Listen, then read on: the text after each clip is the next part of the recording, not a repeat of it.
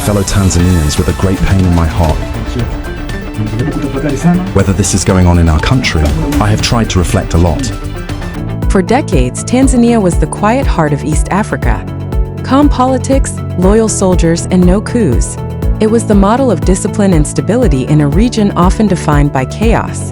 But that image shattered in early October 2025, when a man in uniform looked straight into his camera and said the words no Tanzanian officer had ever dared to say: "Our country is being stolen." That man was Captain John Charles Tesher, a serving officer in the Tanzania People's Defense Force. His 42-minute livestream wasn't an angry rant. It was a carefully crafted declaration, a mix of confession, warning, and rebellion, and it sent shockwaves from Dar es Salaam to Dodoma. The speech that shook Tanzania began like any other night. A calm officer, sitting under dim light, wearing his olive green uniform, quietly pressed "Go live." What followed was history. Tesher accused Tanzania's ruling elite of selling out the republic, of looting national resources, silencing dissent, and turning patriotism into political theater. He spoke with calm precision. Each sentence hit harder than the last. Ministries auctioned to businessmen. Elections controlled by cartels. Soldiers used to protect thieves instead of citizens. Within minutes, the video exploded online. Tanzanian TikTokers clipped it. YouTubers re-uploaded it. Twitter spaces filled with citizens debating whether they were witnessing a coup or an awakening. But inside Tanzania, fear replaced fascination. State security went into overdrive. According to insiders, senior CCM officials received encrypted alerts marked "urgent threat to state stability." Military bases were quietly placed on standby. Soldiers' phones were confiscated. By dawn, government censors tried deleting the videos, but it was too late. Truth had escaped, and once it does, it cannot be erased. A nation holds its breath. The government tried to act calm. The Ministry of Defense released a vague statement about discipline in the ranks, avoiding Tesher's name completely. State TV replayed old footage of President Samia Suluhu Hassan inaugurating a road project, an image of normalcy in a country suddenly on edge. But silence, in moments like this, speaks louder than denial. It told the public one thing: the regime didn't yet know how deep the crack are. In markets, bus stations, and barbershops, people whispered. If an officer can say this, one trader told a journalist, then the sickness must be real. The man behind the uniform, Captain Tesher, wasn't a troublemaker. Born in the Arusha region in the late 1980s, trained at the Manjulai Military Academy, he built a reputation for precision, loyalty, and discipline. He trained recruits, handled weapons, and led tactical operations.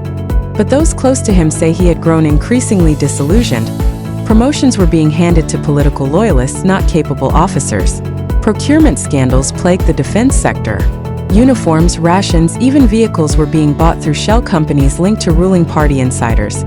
For a soldier who believed in service, this wasn't incompetence, it was betrayal. The breaking point came when an internal investigation into stolen military fuel was abruptly buried. That was the day the uniform lost its soul. A fellow officer said anonymously. From then, Tesher began documenting everything: names, contracts, missing funds. Those notes later formed the backbone of his speech. And his choice of going live on social media wasn't reckless.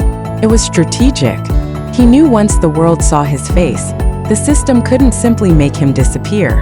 In a sense, his livestream became his armor. A call for awakening, not war. Tesher didn't call for a coup. He called for conscience.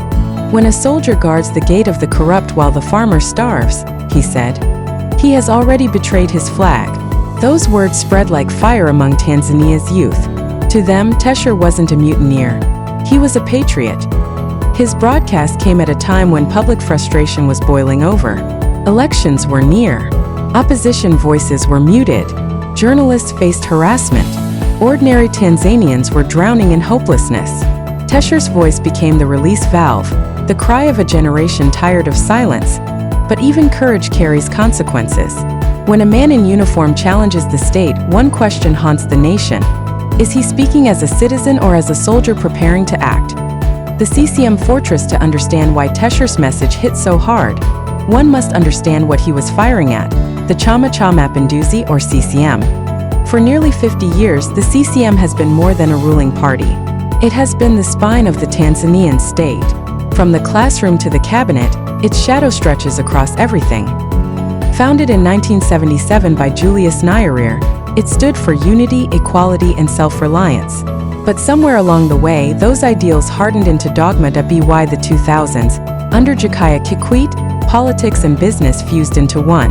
Scandals like the Richmond energy deal and EPA fraud rocked the country, yet no one powerful ever fell. The party punished embarrassment, not corruption. Then came John Pombe Magufuli. For a brief time, he reignited hope, cutting foreign dependence, nationalizing industries, firing corrupt officials on live TV. He was imperfect but authentic. When he died in 2021, that spirit of reform died with him. Under President Samia Suluhu Hassan, Tanzania re-entered the comfort of the donor world, calm on the surface but submissive underneath. Stability returned, but so did the old networks. Investors were pleased. The people were not. The return of the deep state. Tesher spoke of something Tanzanians had whispered about for years, the deep state. Not a conspiracy, but a real invisible web of retired generals, intelligence chiefs, and businessmen controlling the country from behind closed doors. They decide who becomes police chief, who wins government contracts, and which scandals quietly vanish. Their power isn't written in law but exercised through fear, loyalty, and silence. Journalists who dig too deep disappear. Activists are harassed. Investigations die in bureaucracy. The control is subtle, professional, and that's what makes it so effective. Tesher broke that silence. And once fear is named, it loses power. Inside the system, panic followed. According to military insiders, quiet purges began inside certain security units, not out of strength but fear. The deep state now faced its worst enemy. Truth spoken from within. To Tanzania's paradox. For decades, Tanzania has equated peace with obedience. But what happens when obedience protects corruption? Tesher's outburst forces the nation to confront that question. The government insists on stability, yet the more it tightens its grip, the more cracks appear between those who govern and those who guard. The real danger is not rebellion from below, it's awakening from within.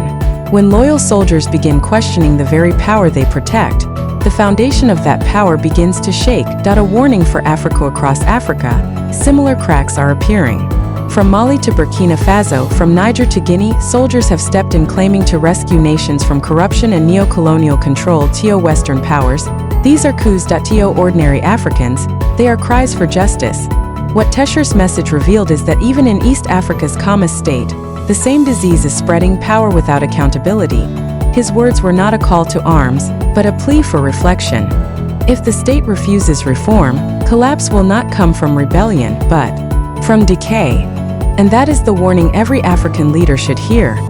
The choice ahead for Tanzania, this moment is a test, not of loyalty, but of self-awareness. If the government responds with suppression, it will only prove Tesher right.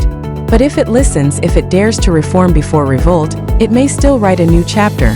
One where loyalty means courage, not silence, because the truth is simple. Coups are not born in barracks. They are born in palaces. No soldier plans to seize power until politicians make power too dirty to defend.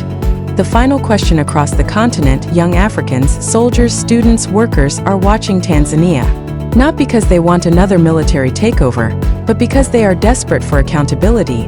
They are tired of seeing democracy used as a mask for theft, tired of elites speaking of peace while living off corruption, tired of governments that mistake obedience for consent. Captain Tesher forced Africa to face a painful truth. When protectors of a nation rise against its rulers, is that mutiny or redemption? That debate has only just begun.